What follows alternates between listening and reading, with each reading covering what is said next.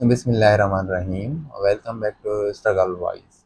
असांजे हिन अॼु पॉडकास्ट में असांजी महिमान आहिनि मूमल बुडो साहिबा, जेका former university of art and culture जे डिपार्टमेंट आर्किटेक्चर जी चेयरपर्सन आहिनि। सो फस्ट फीमेल आहिनि जेका लीड कंदियूं आहिनि हैदराबाद में पंहिंजी कंस्ट्रक्शन जी कंपनी हलाइनि पियूं। अस्सलाम वालेकुम मैडम, ठीकु आहियो? वालेकुम सलाम जी, I'm good. अच्छा मैडम, तव्हां फस्ट फीमेल आहियो हैदराबाद में ऐं तव्हांजी पंहिंजी हिकु कंपनी आहे कंस्ट्रक्शन जी कंपनी।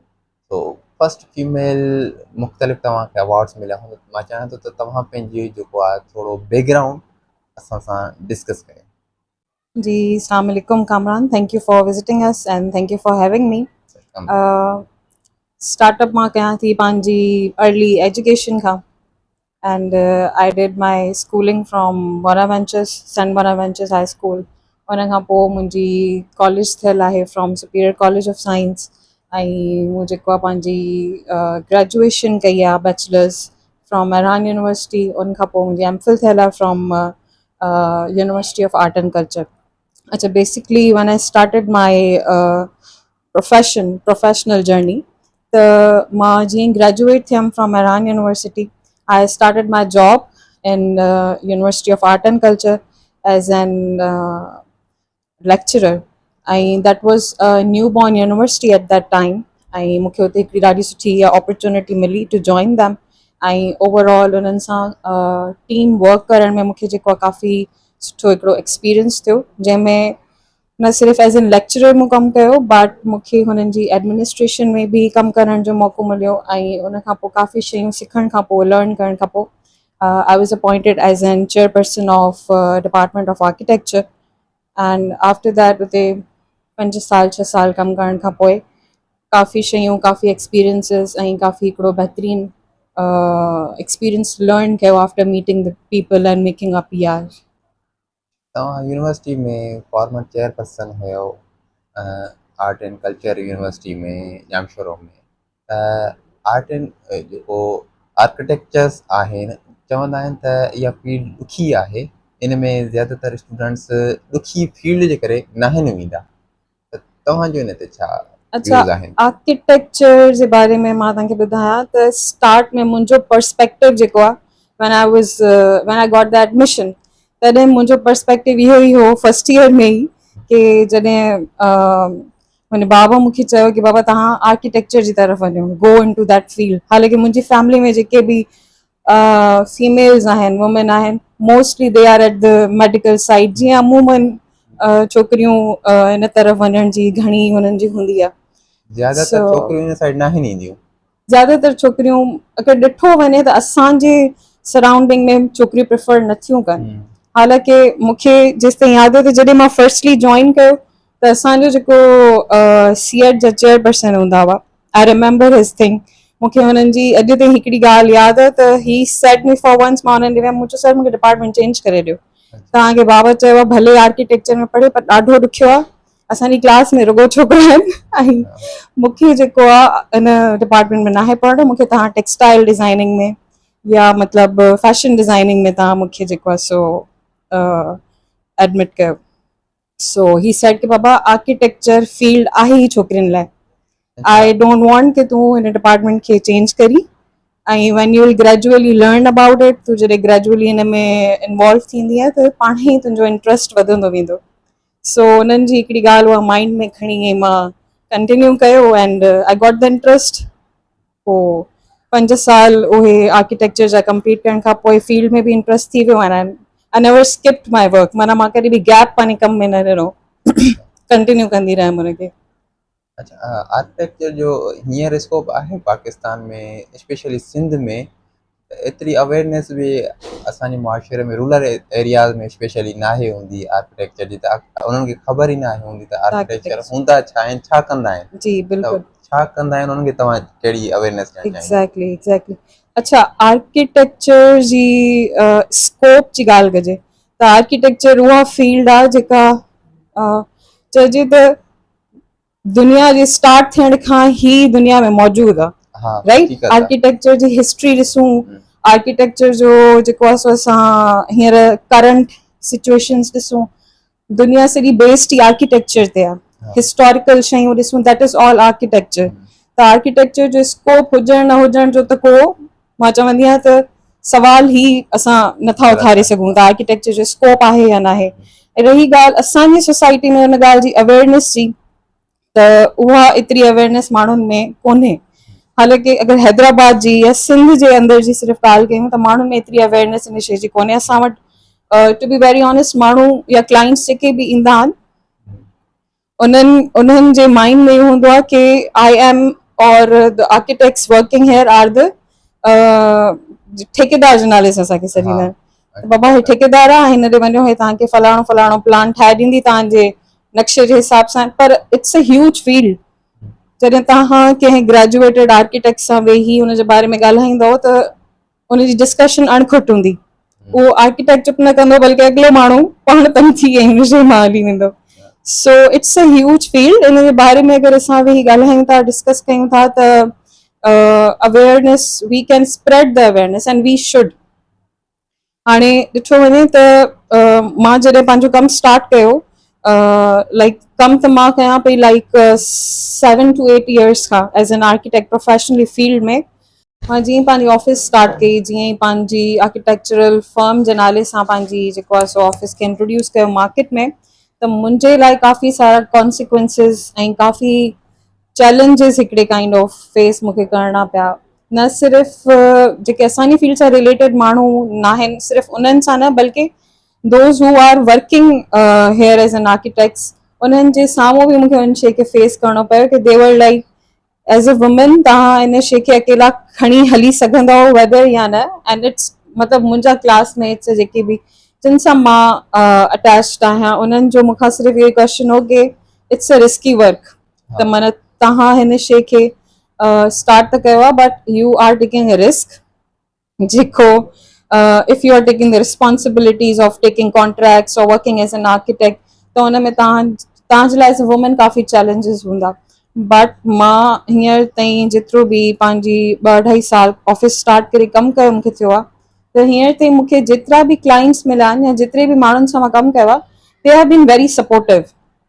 मतिलबु ईअं न हूंदो कि they are just working with me as a इहो सोचे मूंसां कमु कनि था या मूंसां कॉपरेट करे हलनि था त शी इज़ अ वुमेन। पर हिकिड़ो असांजो क्राइटेरिया जहिड़े तरीक़े सां आहे, या असां पंहिंजा रूल्स रेगुलेशन्स जीअं असां पंहिंजी फर्म खे स्टार्ट करण जे लाइ, ऐं मतिलबु हिकिड़ो प्रोफेशनलिज़म जे हिसाब सां असां हलायूं था, त उअं ई माण्हू बि असां सां कॉपरेट करे हलनि था।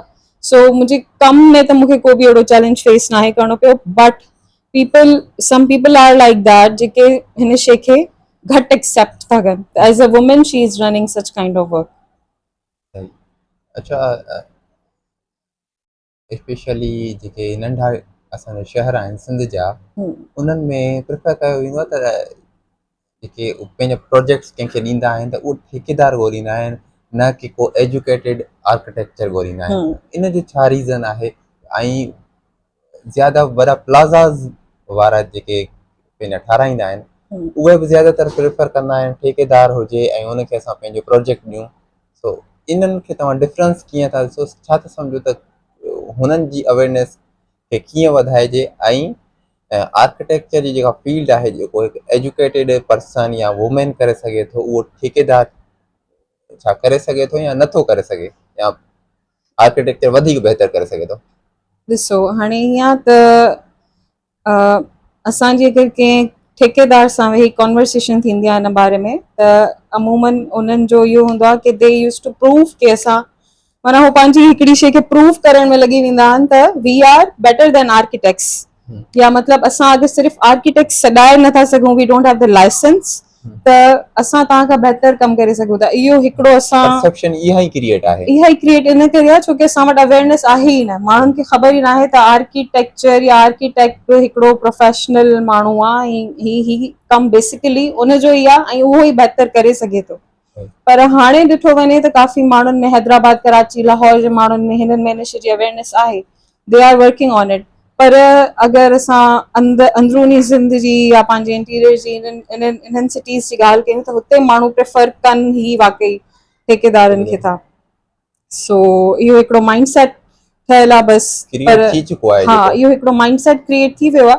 But I try my level best कि मां पंहिंजे पेजिस ते बि हर शइ ते इहा ई शइ पोस्ट कंदी आहियां त भई जेका शइ तव्हांखे हिकिड़ो प्रोफेशनल करे ॾींदो उहा शइ तव्हांखे अनप्रोफेशनल माण्हू खां न मिलंदी, वेदर उहो केतिरो बि एक्सपीरियंस्ड हुजे या उनखे it's not I am not disrespecting that profession. Of course contractors बि जेके आहिनि उहे हिकिड़े एक्सपीरियंस सां शयुनि सां अॻियां हली माण्हू कमु करे थो त सिखी था वञनि, बट हिकिड़ो प्रोफेशनल जेका नॉलेजेबल ॻाल्हि करे तव्हां सां उन तरीक़े सां क्लाइंट सां हलंदो उहो हिकिड़ो ठेकेदार नथो करे सघे। अच्छा, आर्किटेक्ट फील्ड में कहिड़ा कहिड़ा शोबा आहिनि, कहिड़ी कहिड़ी फील्ड्स आहिनि मज़ीद इन में अंदरि जेके हिकु आर्किटेक्चर करे सघे थो पंहिंजी फील्ड खे एक्सपेंड करण जे लाइ? अच्छा, आर्किटेक्चर में वेरियस फील्ड्स आहिनि। आर्किटेक्चर में हाणे ॾिठो वञे त तव्हां एज़ एन टाउन प्लानर बि कमु करे सघो था, तव्हां हिकिड़ी सेपरेट साइड वञी एज़ एन इंटीरियर डिज़ाइनर बि कमु करे सघो था, लैंडस्केप डिज़ाइनर बि कमु करे सघो था, ऐं इहे सभु फील्ड्स इंक्लूडेड आर्किटेक्चर में आहिनि। पर डिपेंड थो करे त तव्हां पंहिंजी स्पेशलिटी छा रखो था या तव्हां पंहिंजी सर्विसिस में वधीक कहिड़ी शइ खे अहमियत ॾेई ऐं उहा शइ प्रोवाइड कयो था। कंज़र्वेशन आहे, कंज़र्वेशन में जेके बि हिस्टोरिकल बिल्डिंग्स आहिनि, आर्कियोलॉजी जो डिपार्टमेंट जेको आहे उहो that is also part of architecture. So architecture में इन शइ खे बि असां ज़्यादा उहो कंदा आहियूं त भई असांजो जेके बिल्डिंग्स आहिनि हिस्टोरिकल उहे प्रिज़र्व कीअं थियणु खपनि ऐं उन्हनि खे कहिड़ी तरीक़े सां जेको आहे असां लॉन्ग टाइम बेसिस ते सुठो मटीरियल यूज़ करे प्रिज़र्व करे रखे सघूं था। These all are the fields of architecture. अच्छा, हिकु आर्किटेक्चर खे कहिड़ा कहिड़ा चैलेंजिस दरपेश हूंदा आहिनि, चाहे उहो वुमेन हुजे या मैन हुजे, तो उहो जॾहिं महिल पंहिंजी फील्ड में इन थींदो आहे, ग्रेजुएट थींदो आहे, त उहो पाण खे हाईलाइट कीअं करे सघे थो, पंहिंजी मार्केटिंग कीअं क्रिएट करे सघे थो? अच्छा, आर्किटेक्ट जेको आहे उन वटि हिकिड़ी स्किल आहे, ठीकु आहे। आर्किटेक्चर हिकिड़ी स्किल आहे जेका तव्हां ग्रेजुएट थी निकिरो था त तव्हांखे बेसिकली ईअं हूंदो आहे की वी अमूमन ॿियनि फील्ड्स में अगरि ग्रेजुएट थी निकिरनि था स्टूडेंट्स त they look for the jobs. त हाणे असांखे नौकिरी मिलंदी त असां कमु करे सघंदासीं, तॾहिं मतिलबु असांखे या त कंहिं गवर्नमेंटल सेक्टर में असांखे नौकिरी मिले या असां वञी कंहिं प्राइवेट कंपनी में या किथे को कमु करे सिखी सघूं ऐं पोइ कमु कयूं हुते उन्हनि सां गॾु। So architecture is a skill. असांखे जेको आहे कंहिं जॉब जी ज़रूरत न आहे if an architect goes for it. मुंहिंजी त इहा ई जेको आहे सो हूंदी आहे प्रेफरेंस के आर्किटेक्ट खे पंहिंजो कमु पाण करणु खपे, पाण स्टार्ट करणु खपे, उन फील्ड खे इंट्रोड्यूस कराइणु खपे मार्केट में अॻियां अची। भले हिकिड़ो नंढिड़ो दुकानु खोले वेही रहो, हिकिड़ी नंढी शॉप खोले वेही रहो, हुते तव्हां पंहिंजो कमु जेको आहे सो स्टार्ट कयो, पंहिंजा प्रोजेक्ट्स इंट्रोड्यूस करायो, पंहिंजो कमु इंट्रोड्यूस करायो, पंहिंजी हिकिड़ी स्किल खे इंट्रोड्यूस करायो त तव्हां वटि इवेंचुअली कमु ईंदो, तव्हां वटि माण्हू ईंदा, तव्हां वटि क्लाइंट्स ईंदा ऐं उन तरीक़े सां ज़ाहिरी ॻाल्हि आहे you go with the consistency. त पोइ जॾहिं कंसिस्टेंसी शइ में ईंदी आहे त of course you get the goal. Architecture जी फील्ड में गवर्नमेंट सेक्टर्स में भी छा जॉब्स हूंदियूं आहिनि या प्राइवेट सेक्टर में या मुख़्तलिफ़ क़िस्म जूं अपॉर्चुनिटीज़ कहिड़ियूं हूंदियूं आहिनि आर्किटेक्चर जे लाइ? अच्छा, आर्किटेक्चर में ॾिठो वञे त हर फील्ड में जॉब्स हूंदियूं आहिनि। आर्किटेक्चर फील्ड खे आर्किटेक्ट जे लाइ हर फील्ड में जॉब्स हूंदियूं आहिनि, वेदर पोइ उहो मेडिकल में वञूं, मेडिकल वारे कंहिं डिपार्टमेंट में वञूं या वर्क्स एंड सर्विसिस में वञूं, मतिलबु हिकिड़ी आर्किटेक्ट जी पोजीशन हूंदी आहे हुते। हाणे उहो ईअं जो मतिलबु अगरि मेडिकल जी तरफ़ वञूं था त obviously they are making their hospitals, their buildings, त हुन में हुननि खे हिकिड़ी आर्किटेक्ट जी ज़रूरत हूंदी आहे। ऐं वर्क्स एंड सर्विस डिपार्टमेंट जीअं सिंध में असां वटि आहे, उन में बि काफ़ी पोस्ट अचनि थियूं। पर हाणे सिंध में जॉब जी ॻाल्हि कजे त उहो हिकिड़ो टॉपिक ई अलॻि थी वेंदो, हुन जे बारे में अगरि ॻाल्हाइण ते ईंदासीं त माना हिकिड़ो मेरिट जो कॉन्सेप्ट असां वटि आहे कोन। मतिलबु शुरू में इहो हूंदो, मूंखे जीअं मां ग्रेजुएट थियमि त हिकिड़ो जेको असांजो माइंड सेट कॉन्सेप्ट जेको ठहियल आहे त बाबा गवर्नमेंट जी नौकिरी खपे त सक्सेसफुल आहियूं, न त कुझु न थींदो लाइफ में। पर हाणे जेको मयार असां वटि गवर्नमेंट जी नौकिरी जो थी वियो आहे, so I will never go for it जेसि ताईं उहा शइ मेरिट बेसिस ते नथी अचे। छो करे हिकिड़ो माण्हू जॾहिं पंहिंजी पूरी लाइफ हिकिड़े मेरिट बेसिस ते गुज़ारे थो त उनजी अॻियां बि इहा ई प्रिफरेंस हूंदी की मां मूंखे मेरिट पैसा वारी नौकिरी वठंदासीं त फ़ाइदो न आहे उन शइ जो। पोइ ईअं न आहे त असां उन शइ खे ऑनरेबली सर्विसिस कोन ॾेई सघंदासीं। असां पोइ चवंदासीं त बाबा जेको SPSC में पैसा वारी नौकिरी वरिती आहे उहा पैसा पहिरीं कमाए वठूं, उन खां पोइ अॻियां सर्विसिस ॾींदासीं। So I will not prefer till it's goes to the merit basis. बाक़ी जॉब्स त आहिनि पर उहा ई ॻाल्हि आहे त हिकिड़े लाइक़ु माण्हू खे नथियूं मिलनि। अच्छा मैडम, जेके आर्किटेक्ट्स आहिनि उहे कुझु कमु कंदा आहिनि एजुकेशन जी तरफ़, कुझु कंदा आहिनि पंहिंजी फील्ड वर्क, त ॿिन्हिनि जो पर्सपेक्टिव छा हूंदो आहे, ॿिन्हिनि जो माइंडसेट छा हूंदो आहे? अच्छा, अगरि असां पंहिंजे सराउंडिंग में जेके असांजी यूनिवर्सिटीज़ आहिनि जिथे आर्किटेक्चर पढ़ायो थो वञे, फॉर एग्ज़ाम्पल महरान यूनिवर्सिटी आहे ऐं शहीद अला बख्श सूमरो यूनिवर्सिटी आहे ऐं university of art and culture आहे, हिन में जेके बि असां वटि प्रोफेशनल्स कमु कनि था, शहीद अला बख्श जी ॻाल्हि कजे त इट वॉज CET बिफोर, उतां त असां ग्रेजुएटेड आहियूं ऐं हिकिड़ो मोटिवेशन उतां मिली निकितो आहे। त असां वटि काफ़ी इदारनि में इन शइ खे बाक़ाइदा ट्रेन करे मोकिलियो थो वञे स्टूडेंट खे त बाबा वैन यू आर ग्रेजुएटेड त तव्हां खे ज़्यादातर पंहिंजी फील्ड में ई कमु करिणो आहे, पर उस्तादनि जी त ज़रूरत हर जॻह ते असांखे ज़ाहिरी ॻाल्हि आहे पवंदी। सो एजुकेशनल प्रोफेशनल बि ठीकु आहे फॉर द आर्किटेक्ट, पर आर्किटेक्ट खे ज़रूरु पंहिंजी फील्ड में बि कमु करणु खपे। जीअं त असांखे हींअर जेको हैदराबाद जे अंदरि ऐं हैदराबाद कराची जे अंदरि त हाणे काफ़ी माण्हू अवेयर आहिनि शइ जे बारे में, अवेयरनेस आहे माण्हुनि खे, पर हैदराबाद जे अंदरि असांखे काफ़ी ज़रूरत आहे स्पेशली वुमेन जी, जेके अॻियां अचनि ऐं इन शइ खे अप्रोच करे ऐं पंहिंजो अलॻि सां वेही करे कमु कनि। अच्छा, मूंखे लास्ट टाइम जिथे ही हिकिड़ो रोल मॉडल अवॉर्ड शो थियो हो, उते मूंखां पुछियो वियो त तव्हां वुमेन जे बारे में छा चवंदो जेके हिन फील्ड में अचनि थियूं। त हैदराबाद जे अंदरि मुंहिंजी कोशिशि इहा ई हूंदी आहे त मां ज़्यादातर मूं वटि जेके छोकिरियूं अचनि थियूं कमु करण जे लाइ, त आई यूज़ टू मोटिवेट देम कि बाबा हिन फील्ड खां ईअं न आहे कि तव्हां 5 साल पढ़ी। अच्छा, मां जेके बि पंहिंजी सराउंडिंग में छोकिरियूं ॾिठियूं इन माई बैच या थोड़ी सीनियर या जूनियर, उहे काफ़ी मतिलबु स्किप करे वियूं हिन फील्ड मां, मतलब दे स्किप्ड फ्रॉम द फील्ड, या तो उहे घर वेही रहियूं या तो हुननि पंहिंजी फील्ड ई चेंज करे छॾियूं आफ्टर द ग्रेजुएशन। पर हालांकि वुमेन शुड कम फॉरवर्ड, त जीअं ऐं मूं ॾिठो आहे त मेल खां वधीक नॉट अ रेसिज्म, रेसिस्ट थी हिकिड़ी ॻाल्हि, मतिलबु I am not a resist आई अला उहा ॻाल्हि नथी कयां, पर अगरि वुमेन हिन शइ में अॻियां अची कमु कनि थियूं त they do better than man. अच्छा, हिकु वुमेन जे लाइ फील्ड वर्क हिकु आर्किटेक्ट फील्ड में अची करे मुश्किल न आहे तव्हांजी नज़र में? तव्हांजो छा इंटरव्यूज़ आहे? अगरि वुमेन फील्ड वर्क थी करे त पोइ हा, ईअं ई मतिलबु उहा ई ॻाल्हि मां सवेर कई त काफ़ी चैलेंजिस फेस करणा पिया। मतिलबु when I started my work त ज़ाहिरी ॻाल्हि आहे असांखे साइट विज़िट्स बि करणा आहिनि। हाणे को कमु असां जेको आहे सो खणूं था कंहिं क्लाइंट जो, त obviously we don't have to go like I am a women and I don't want to go to the site, वहाँ पे लेबर भी है ऐं हुते जेको आहे सो हर क़िस्म जा माण्हू कमु कनि था, त मां हुते विज़िट न कयां and I just send my staff या बॉइज़ टू द साइट, ईअं न आहे। पर obviously I have to go to the sites as well. हुते पोइ असांखे सुबुह जो वञिणो हुजे, राति जो वञिणो हुजे, को बि कमकार we have to look after everything. सो इहे शयूं हैदराबाद कराची में थोड़ियूं घणियूं फेस आउट करणियूं थी पवनि, बट वेन दे ॾिसो हिकिड़ो इंसान ते पाण ते बि शयूं डिपेंडेंट हूंदियूं आहिनि। So when U don't think about such things के माण्हू छा चवंदा, या हैदराबाद जा जेके वॾेरो सिस्टम आहे उन्हनि जी कहिड़ी थिंकिंग मूंखे ॾिसी थींदी, त there is no any problem. इहे चैलेंजिस आहिनि असां वटि हुअं ई सोसाइटी में, जेको आहे ॿाहिरि निकिरण खां पोइ हिकिड़ी छोकिरी हुअं ई सोचे थी शयूं काफ़ी, पर if you go with your confidence त को मसइलो न आहे।